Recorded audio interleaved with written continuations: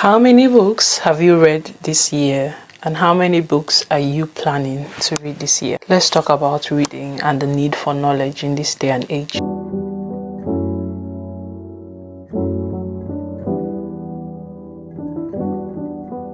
The average Nigerian child 20 years ago, 20 something years ago, had more books to read than games to play. Yes, there was the fact that we had to go out to get our fun. That's go out, play with our neighbors' children, play with a bottle, calling it soccer or football. And that also was a form of learning. We had to learn how to socially interact with others. We went out, we learned how to play, how to stand our ground so we'll not be bullied out there while playing. And even when we had quarrels, even when we had reasons to fight as children, our parents were there to help us to know how to settle those quarrels. So in a way, all of that built us socially, built our knowledge of social skills. But what do we see today, 20 years later? The average Nigerian child and all children all over the world basically are void of the kind of knowledge that is separate from computer knowledge, that is separate from digital knowledge. It's every man on their own with their laptops, with their phones, and it just keeps getting worse. Now, an aspect of it I would like to talk about is reading, because I'm a storyteller. I want to talk about the reading culture. As a storyteller, as a writer, I'm very concerned with the fact that we do not read anymore. And when I say we, I'm talking about myself also. Up until late last year or this year, I was short on the amount of books I used to read. When I was a teenager, I would spend nights reading a book just so I could finish it in those 4 days or in those 3 days. Maybe that's part of why I'm short-sighted today, who knows. I would be using poor lighting when there was no supply of electricity, and I would read those books until I was done with them. Yes, some of them were not really books that gave me that much needed knowledge. Most of them were Harlequin books, romance fiction. But I realized that apart from the interest that the books put in me, there's also the build-up of vocabulary. I remember once very vividly, before I even started taking writing very seriously, we were asked to write an essay in class, and I wrote something and I gave it to the teacher, and he said, "You did not write this." I said, "Yes, I did." "You did not write this. How did you write this in just 2 hours?" He looked at the grammar, he looked at the vocabulary, he looked at how I put everything together. How could I tell this man that I've been an avid reader for so long? I've been someone that pored over books, looking at words I did not know. I was able to go into the dictionary and search them for myself. And this was not just an exception. This was the majority of our lives as children growing up. We pored over books, we read books, and when we were not reading books, we were out there playing with our mates, learning more stuff. These days, yes, knowledge is everywhere because the internet is everywhere, but how much of that knowledge do we have in us? How much of that knowledge is there for our children? And even the one that they consume, how well is it doing for them? Because the fact that something is there doesn't mean that it's being utilized the best way it can be utilized. I think that we need to go back to a society where people read, where people pored over books, and it will start from the children that we are having in this day and age. We are the new adults. You are the new adult. So what kind of knowledge do you want your children to have? Can your child sit with a book and read it and comprehend it enough to let you know what they read? I remember then when we were preparing for exams, our parents will sit with us, or even if they're not sitting with us, go and read so thing and come back and let me know what you read. So those also built our comprehension skills. Those also built our cognitive skills, our ability to deduce and predict. Those build us in ways we can never tell.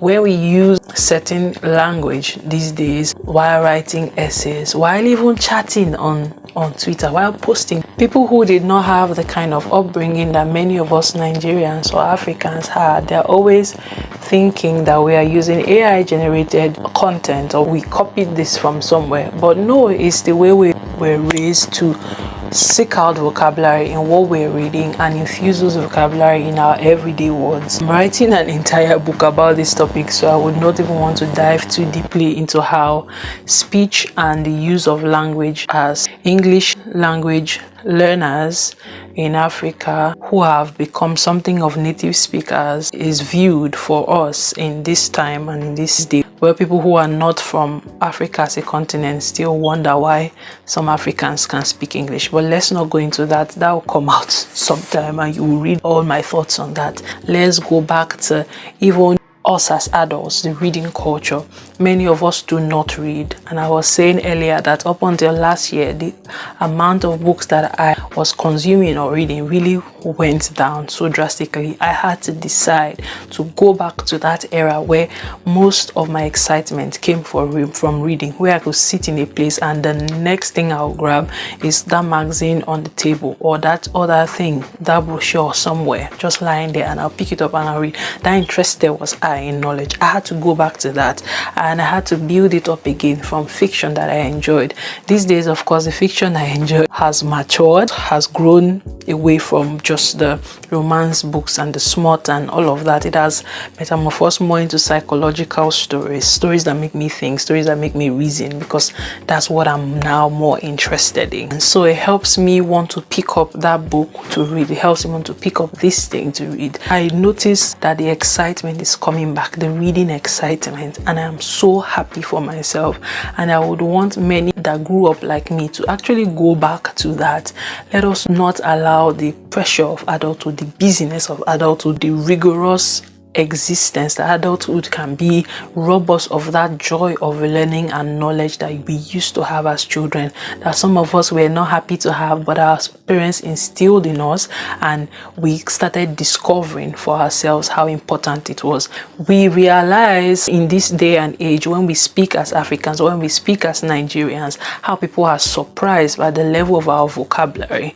But we have built these things over the years. We have learned to use the English language, and that's why we can even refer to ourselves sometimes as Nigerians as native speakers of the English language, because it was left for us by the colonial masters, and we've been able to do so much with it. We've been able to make it the language of our knowledge. For many of us, it's even our first language. But reading does not have to be secluded to reading in English language. Read literature in your native language if you can, and create in those native languages to leave something for posterity. If you are a writer specifically, you cannot even not be a reader. But even if you are not a writer, let us go back to the reading culture. Let us go back to having many ideas about many things. We may not be master of all or master of one thing, but we have ideas in many things. We're able to keep up conversations. We're able to say, this is what I read somewhere, even without even remembering where you read it, but you are able to speak when it's time to speak. And reading does not only have to do with opening a book. Thank God today with internet, with modernity, there are audiobooks. We can listen to things while we are on our commute to work, while we are working in our houses, while we are dusting of our shelves, moving places. We can listen to enlightening podcasts. One of my best podcasts these days, apart from I said what I said, representing my Niger girlies, is the Mel Robinson podcast. She invites so many people up to her podium. People who talk about the brain, people who talk about how to live a purposeful life, people who talk about how to live a more functional life, people who talk about how to parent, people who, so many things. And this is just one person in 1,000. There's so much information now than we had 50 years ago, 100 years ago. Not that the information has not always been there, but there are better, easier ways to access them now. I keep thinking about how it was in the days of our parents, our grandparents, where they could not have these things at their fingertips. Yeah, they were one of the most enlightened people ever, but the average child today is not given the opportunity that we had and they had, the people before us, to read as much as they can read.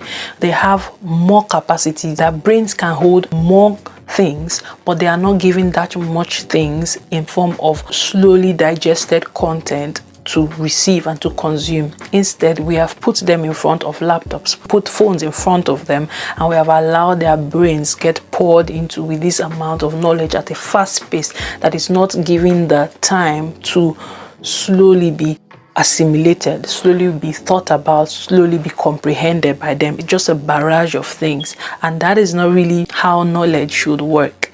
Knowledge should come in and have the time to be processed. That's why reading is important. That's why listening to enlightening podcasts, listening to enlightening audiobooks is important, because you listen to these things and you have the time to ponder over them. Your brain has the time to work instead of just being poured into with unnecessary details that may not even be good for us or may not even be good for our children, so to say, as we are speaking now. Let's go back to the culture of reading. Great minds read. Great minds read. You read about everything. Like I was talking about, my taste has improved in reading and in content I want to consume into more psychological things.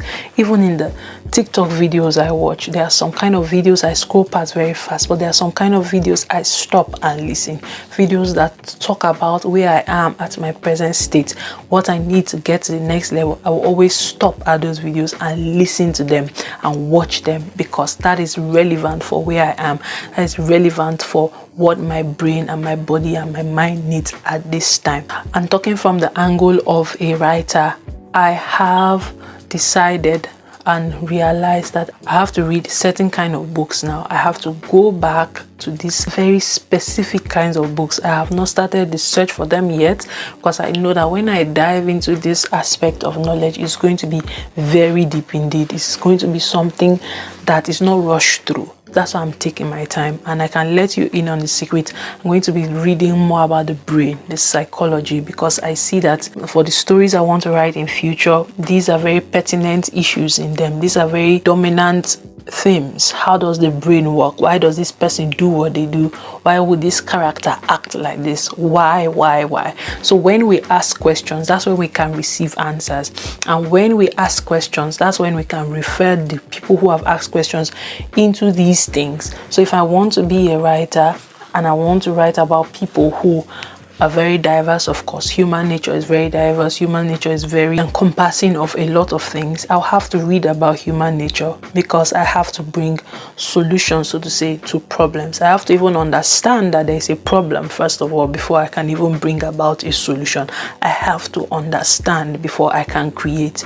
So in whatever sphere you are, you may not even be a writer, but you have to be able to understand before you can even live life. And living life is a form of creating. Every day you go out, you interact with people. These social skills that people of the generation after us may not have been very more privileged to develop via play and learning and knowledge, you have to now do them, because you're an adult who has to go to work. You meet people, you have to understand how to exist with these people who you meet every day, these different kinds of people. You meet somebody who is very calm, but then you also go out tomorrow and you meet somebody who is on your nerves the entire bus ride to work. How do you deal with them? It is knowledge that helps you understand, this may be why this person is like this, and this is how I deal with them. You may have a boss at work who is very erratic. How do you deal with your own child who has some kind of difficulties in comprehension or